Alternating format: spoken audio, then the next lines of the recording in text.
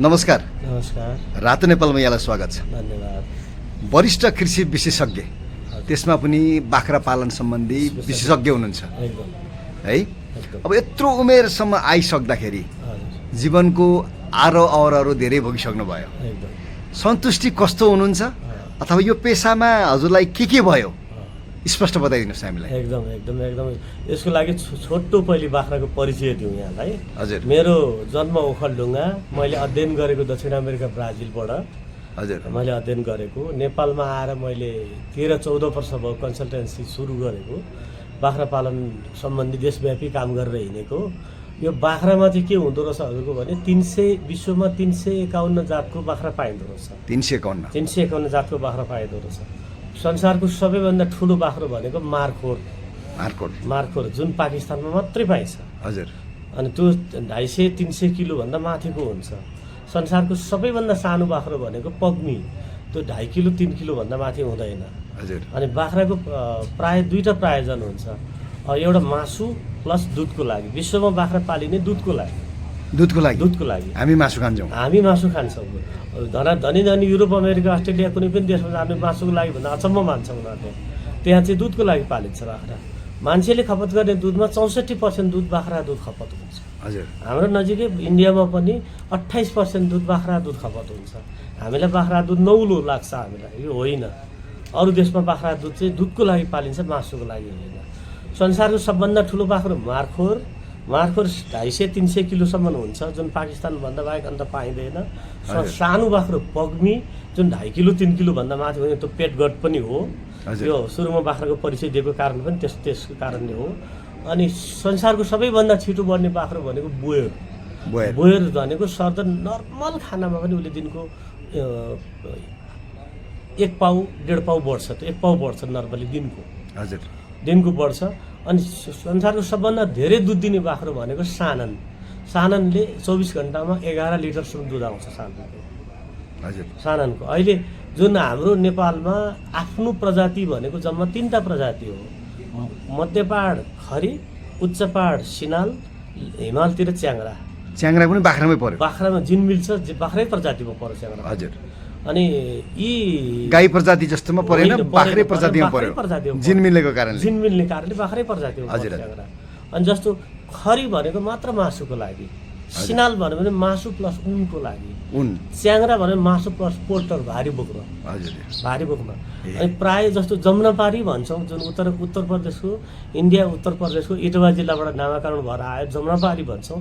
मासु प्लस दुधको लागि पनि हो त्यो बाख्रा।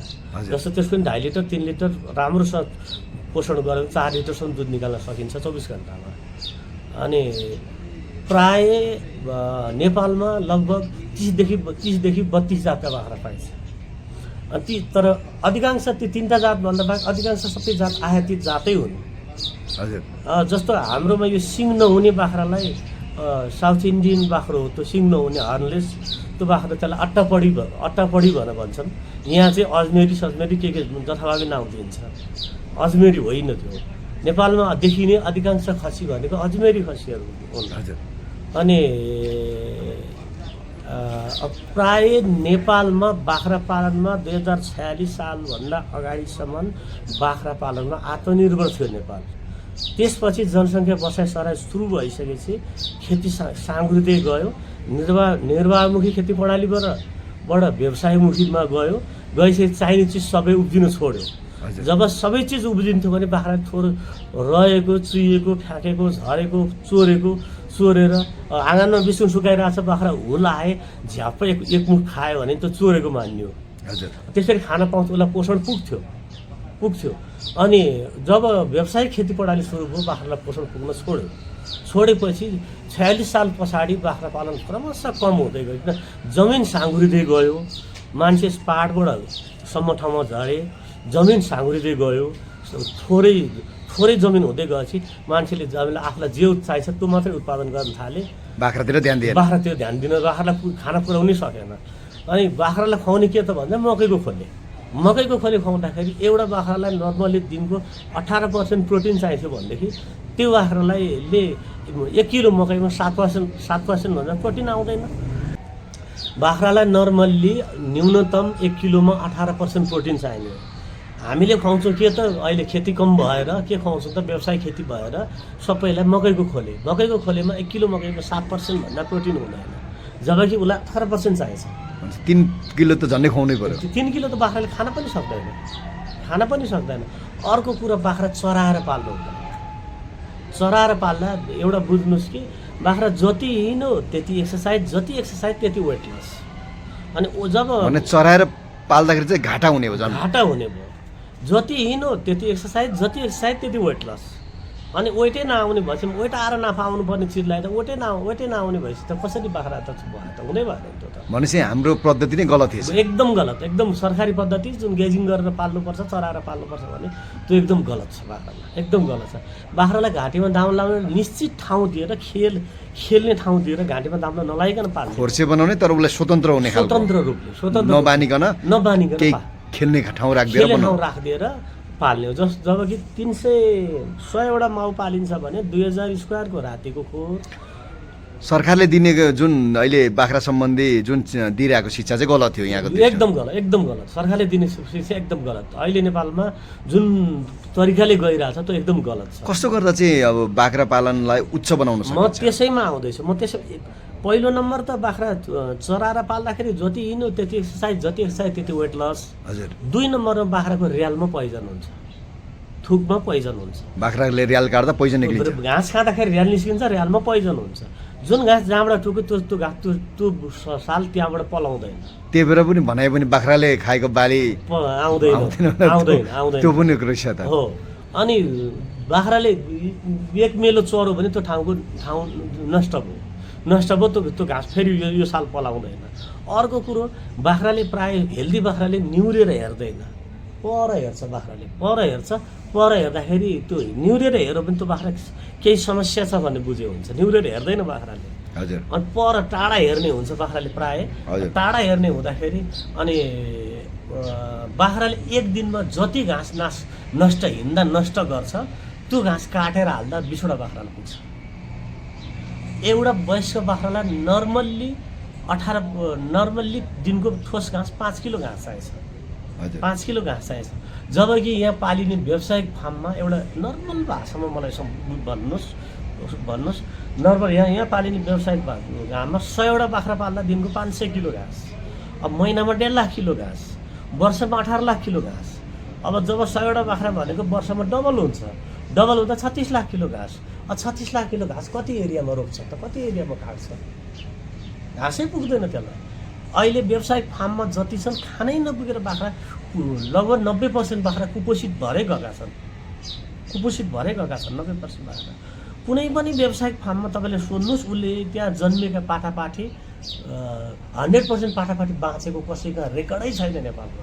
कारण के भनेदेखि माउलाई खाना पुगेन, उसलाई चाहिने जति दुध आएन, पाठालाई दुध पुगेन, पोषण नभए ती पाठापाठी क्रमशः सुरुमै मर्दैन। 1.5 महिना 2 महिना 3 महिनाभित्र मरिसक्छ त्यो पाठा, बच्चा मर्छ। बाल मृत्यु दर अत्याधिक छ, भइरहेको छ। अनि यही बाल मृत्यु दरको कारणले अहिले यो हाइड्रोपोनिकल घाँसको एउटा मैले सिस्टम सुरुवात गरिदिएको छु, जुन चाहिँ कोठाभित्र हुने घाँस हुन्छ। 1 किलो मकैबाट 15 किलो घाँस निकाल्ने। अनि यही घाँस नपुगेको कारणले। अर्को कुरो चाहिँ तपाईँलाई फेरि त्यही दोहोऱ्याउँछु म। तपाईँले 100वटा बाख्रा पाल्नुभयो भने महिना दिनको 500 किलो घाँस भनेको त अब कति घाँस एकजनाले बोक्दा हद्द बोक्ला 50 किलो बोक्ला, नत्र नर्मली 40 किलो। 40 किलो भने त दिनको त 12 भारी घाँस चाहियो। 12 भारी घाँस त कतिचोटिमा ल्याउँछ त? त्यहाँ कतिजना स्टाफ होला त्यहाँनिर? कतिचोटिमा ल्याउला त्यसले 12 भारी घाँस ल्याउनु त भने 4 जना स्टाफ त 3 चोटि पठाउनु पर्यो जुन घाँस काट्नलाई। त्यो त साध्य हुँदैन, अफोर्ड गर्नै सक्दैन। यो बाख्राको जुन नीति लगाइएको छ नीति नै गलत छ। यहाँ चाहिँ बोयर ल्याऊ क्रस गर भने चाहिँ यो मात्रै सल्युसन होइन। अर्को कुरो चाहिँ अब राजादेखि रङ्कसम्म सबैलाई मासु मनपर्छ। अर्को कुरो मलाई भन्न मन लागेको कुरो यो आज तपाईँले मौका जुटाइदिनु भयो, भन्न मन लागेको कुरो के छ भनेदेखि जुन तराईतिरबाट हामी खसी कलेक्सन गरेर ल्याउँदाखेरि काठमाडौँ खसी इन्टर गर्दाखेरि लगभग खसीमा ल्याउँदाखेरि डेलिभरीको टाइममा 4 किलो 5 किलो वेट घट्या हुन्छ। खसीमा 5 किलो वेट घट्या हुन्छ त वेट हावामा उड्छ, त्यत्तिकै वेट घट्छ। त्यो स्ट्रेसले तनावले घट्छ त्यो खसीलाई, तनावले घट्छ। योतिर कसैले त्यहाँ ध्यानै गरेको छ क्या, तनावरहित वातावरण ल्याउँ। त्यहाँ त भाडा जोगाउनको लागि त गाडीमा कोचेको ल्याउँछ खसीहरू, त्यो कोचेर ल्याउँदा खसीको वेट झन् घटेको छ भने त्यहाँ फिलै गर्दैन, उल्टो घाटा भइरहेको छ। उल्टो घाटा उनीहरूलाई धेरै लिए जस्तो महसुस हुन्छ। उनीहरूलाई धेरै ल्यायो, भाडा 20,000 भाडा जोगाएँ, 10,000 भाडा जोगाएँ महसुस छ। तर यता भित्रमा खसी पनि अस्वास्थ्य हुँदै गयो, खसी अस्वस्थ हुँदै गयो। अनि अर्को मेन कुरो त हामीले बुझाउनु पर्ने, मैले समाजलाई बुझाउन खोजेको बुझाउन नसकेको कुरो के छ भने कुनै पनि खसीलाई 24 घन्टाभन्दा बढी तनावमा राख्नुहुन्छ, स्ट्रेसमा राख्नुहुन्छ। एउटा ख्याल राख्नुहोस्, बाख्राको सबभन्दा ठुलो समस्या नै स्ट्रेस हो, टेन्सन हो, तनाव हो। तनाव कसरी हुन्छ भने भन्नु पर्यो भने म फेरि भन्नु होला तपाईँलाई। तनाव जो विविध कारणले तनाव हुन्छ, विविध कारणले तनाव हुन्छ। तनाव भयो भने त्यो मासु राम्रो पनि भएन, मासुमा त्यसमा दिमागमा विषाक्त हर्मोन पैदा हुन्छ, त्यसले मासु क्रमशः टेस्टलेस गराउँछ। हामी भन्छौँ तराईको खसी नमिठो, पहाडी खसी मिठो। पहाडी खसी छोटो दूरीबाट ल्याएको हुन्छ, 5 घन्टा 6 घन्टाको यात्रामा ल्याएको हुन्छ, ल्याउँछ आज राख्छ, त्यो खसीले चालै पाउँदैन, केही फिलै गर्दैन, भोलिबाट काटिहाल्छ। अनि तराईको खसी ल्याउँछ हप्तौँदेखि चाहिँ दुःख दिएर ल्याएको हुन्छ, त्यो पनि राखेर ल्याएको हुन्छ। यहाँ पनि खसी बजारमा ल्याएर हप्ता 10 दिन राखिदिन्छ, बुचरले ल्याएर राख्छ, त्यहाँ 1 हप्ता राखिदिन्छ। त्यो खसीको मासु कति कर्कस खान नपाउनु अनि अनेक तनावले गर्दाखेरि खसी त्यो टोटल्ली टेस्टलेस हुन्छ हुने कारण त्यो रहेछ, मेन कारण त्यो हो। हजुर। अनि काठमाडौँ सहरभित्र बस्ने मान्छेले खसीको मासु, स्वादिलो खसीको मासु खाएकै छैन। यहाँ गाउँ खसीको मासु तपाईँले खानुभयो भने 2 घन्टा 4 घन्टा साबुन पानीले हाल्नुहोस्, यसरी हात एक बित्ता पर राख्नुहोस्, हातमा मासुको स्मेल आउँछ। खाएको 4 घन्टा 5 घन्टासम्म। तर तराईको खसी भने यहाँ मासु नै सुँग्नुहोस्, मासुको भान्डा हुँदैन। कारण त्यो तर व्यावसायिक बाख्रा फार्ममा धेरै कुरा सुधार्नु पर्ने छ। पहिलो कुरो चाहिँ बाख्रालाई प्रोटिन पुग्दैन, दोस्रो कुरो बाख्रालाई चाहिँ खाना पुग्दैन। यहाँ अब बोल्दा बोल्दै मैले क्रस गरेँ, जस्तो अब नेपालमा बाख्रा पालनको सम्भावना छ कि छैन, कस्तो छ सम्भावना? एकदम छ, एकदम। हामीले कसरी चाहिँ अपनाउनु पर्छ त विधिहरू? एकदम छ। त्यसलाई चाहिने यति बाख्रालाई यति घाँसको वैकल्पिक व्यवस्था गरेर मात्रै पालिनुपर्छ। जस्तो एउटा नर्मल भाषामा मैले मान्छेलाई जुन जिल्लामा पुगे पनि के सम्झाएको हुन्छु भनेदेखि, जुन बच्चा जन्मियो, बच्चालाई सुरुमा 2 घन्टा लाग्छ आँखा खुल्न, अर्को 2 घन्टा माउले स्याहार्यो, चाहिँ टन्न पेटभरि दुध खुवाउनुहोस्, माउभन्दा 10-15 फिटको दूरीमा लगेर छोपिदिनुहोस्, त्यसलाई छोपिदिनुहोस्। अनि 4 घन्टा 5 घन्टाको फरकमा छोडेर सरदर 5 घन्टा छोडेर दुध खुवाउनुहोस् त्यसलाई। माउको फाँचामा पनि दुध भरिएको हुन्छ, पाठाको पनि आन्द्रा खाली भएको हुन्छ, भोक लागेको हुन्छ उसलाई, झ्याप्प दुध खाएपछि पेटमा दुध भरिएपछि पाठा जान्छ, सन्तोकले झ्याप्प निदाउँछ। माउलाई नि कतिखेर बच्चा आइदियोस् जस्तो हुन्छ। त्यो पाठाको सुरुमा त्यसरी दुध खुवाउनुहुन्छ, 1 महिना पाठाको वेट 8 किलो 10 किलो वेट निस्किन्छ 1 महिना, पहिलो महिनामा। तर यहाँ त पसिलो दुध खाएको छ, भरक उफारिदिन्छ पाठाहरू, हामी रमाइलो मान्छौँ, त्यो गलत छ एकदम। पाठा राख्ने अर्को कुरो चाहिँ हाम्रो गाउँघरमा हाम्रो बाआमा हजुरआमाले गरेको एउटा बाख्रामा एउटा प्रक्रिया छ, जुन पाठा जन्मिएपछि राति लगेर थुन्सेले छोपेर, डोको थुन्सेले छोपेर थाङ्ना थुक्ने बियर दिने। त्यो नजानी गरे पनि सबभन्दा उत्कृष्ट चलन हो। किन हो भने बाख्राको पाठालाई जन्मिएको महिना दिनसम्म 20 डिग्री भन्दा कमको टेम्परेचरमा राख्यो भने त्यो 3 महिनाभित्र त्यसलाई निमोनियाले भेटेर ज्वरो आएर मान्छेले बाख्रा धनले थाहै नपाए त्यो बाख्रो मरिसक्छ। अनि सुरुमा जन्मिएको पाठालाई जन्मिएको महिना दिनसम्म नै 20 डिग्री भन्दा कमको टेम्परेचर राख्नु हुँदैन। त्यति कुरा ख्याल गरिदिने। पहिलो कुरा दाना पुर्याइदिने, दानामा प्रोटिनको स्तर पुर्याइदिने। त्यो पुर्याउन किन सजिलो छ भनेदेखि 1 किलो मकैमा 7% प्रोटिन हुन्छ भने 1 किलो भटमासमा 41% प्रोटिन हुन्छ। 1 किलो मासमा 79% प्रोटिन हुन्छ। अब कति मास मिलाउने, कति मकै मिलाउने, कति मास मिलाउने त हामीले जान्नु पर्यो नि त त्यहाँनिर। अर्को कुरा हामीले खुवाउने जुन मलबेरी भन्छ इङ्ग्लिसमा, नेपालीमा हाम्रो पहाडतिर किम्बु भन्छ, तराईतिर दुध भन्दो रहेछ। त्यो मलबेरी त्यो घाँसमा सरदर क्रुड प्रोटिन 24% भन्दा माथि प्रोटिन हुन्छ। त्यो घाँस एउटा बाख्रा दिनको 1 किलो पर्यो भने त्यो बाख्रालाई त्यो दिन अन्नको मात्रा सन्तोकलाई मात्रै दियो हुन्छ, अन्न त्यति दिनु। किम्बुमा त्यस्तो हाई प्रोटिन हुन्छ। त्यो अनिवार्य चाहिने नि त। जस्तो किम्बु, इपिल, स्विस नेपियर, सुपर नेपियर, इनर अनिवार्य चाहिने घाँस हो। अहिले उच्च प्रोटिनयुक्त घाँस भनेको अनिवार्य चाहिने घाँसहरूमा। जस्तो अर्को कुरो तपाईँको जमिन धेरै छ, तपाईँले जै छरिदिनु पर्छ। जै सर्दा जैमा मसिनो खालको केराउ मिसाएर छरिदिनुहोस्, लहरे केराउ पनि हुन्छ। कोसा टिप्नुहोस्, खानुहोस् तरकारी, सेउला काट्नुहोस्, बाख्रालाई हालिदिनुहोस्।